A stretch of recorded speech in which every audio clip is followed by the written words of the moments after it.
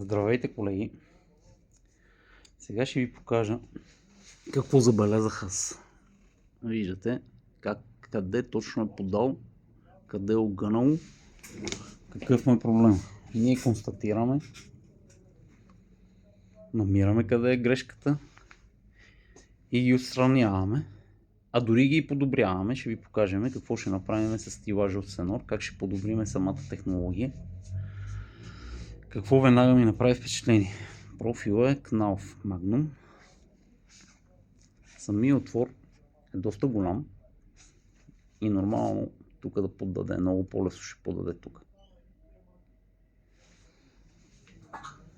Вижте този профил, колко по-малко отвор има. Ако беше с такъв, малко по-трудно ще поддаде. Тук причината е, че и самия картон е бял. Както виждате на нашите клипчета, ни е бял картон за шумоизолация не е използван. Използваме твърди удароустойчиви гипсокартони.